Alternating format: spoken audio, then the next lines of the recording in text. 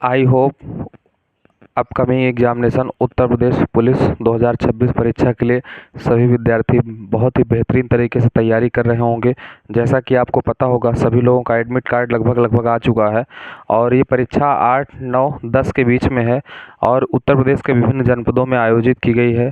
उम्मीद है कि सभी संघर्षों के बीच में, इन संघर्षों के बीच में आप बहुत ही बेहतर तरीके से तैयारी कर रहे होंगे। और आपको प्यारे बच्चों पता होगा कि आपके 150 प्रश्न और 300 अंकों के प्रश्न, एक प्रश्न आपका 2 अंकों का रहेगा, जिसमें से आपकी मैथ हो गई, रीजनिंग हो गई, हिंदी हो गई और जीएस हो गई। चारों पर अधिक से अधिक मात्रा में आप मॉक टेस्ट देते रहिए और संघर्ष से मत डरिए।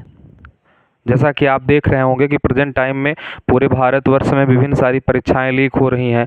बहुत सारे टीचर्स धरने पर बैठे हुए हैं, प्रयागराज हो गया, आपके विभिन्न जनपदों में। लेकिन फिर भी हर प्रकार से देश में संघर्ष जिस प्रकार से चल रहा है, टीचर भी संघर्ष कर रहा है और बच्चे भी संघर्ष कर रहे हैं। और पेपर लीक का भी मैटर मन में रहता है कि कहीं हम परीक्षा दे करके आए, पेपर लीक हो गया, तो हम आप कर ही क्या सकते हैं। एक शिक्षक क्या कर सकता है? एक शिक्षक बेहतर तरीके से शिक्षा देगा और विद्यार्थी पढ़ सकता है। लेकिन मैं उन लोगों से भी गुजारिश करना चाहता हूं जो कहीं ना कहीं पार्लियामेंट में बैठे हुए हैं, उनसे वो देश में एजुकेशन का मुद्दा उठाएं। और जब देश में एजुकेशन का मुद्दा उठाएंगे, क्योंकि एजुकेशन फील्ड से ही विभिन्न सारे क्षेत्रों में बच्चे निकल करके जाते हैं और बेहतर तरीके से कार्य करते हैं, तो हम उम्मीद करते हैं, ईश्वर से प्रार्थना करते हैं कि आप लोग बेहतर तरीके से पढ़ाई कीजिए। और उन लोगों से भी हम निवेदन करते हैं जो आज करके कहीं ना कहीं, चाहे वो पत्रकार बंधु हों, चाहे राजनेता बंधु हों, वो विद्यार्थियों की समस्या को समझें। और विद्यार्थियों की जब समस्या को समझेंगे तो विद्यार्थी के मन में ये भावना नहीं होना चाहिए कि हम पेपर दे के आएँ तो वो रिजल्ट का इंतज़ार करे कि वो एक पेपर के बाद री एग्ज़ाम का इंतज़ार करे। ऐसा करने से विद्यार्थी का कहीं ना कहीं 6 महीना 7 महीना डिले हो रहा है, तो इसका मतलब देश के विकास में भी बाधा उत्पन्न हो रही है। तो वो राजनेता अपने आप को जो प्रमुख राजनेता मानते हैं, जो ये कहते हैं कि हम देश के प्रति बहुत सशक्त हैं, देश के विकास के प्रति, कैसे आप देश के विकास के प्रति सशक्त हैं?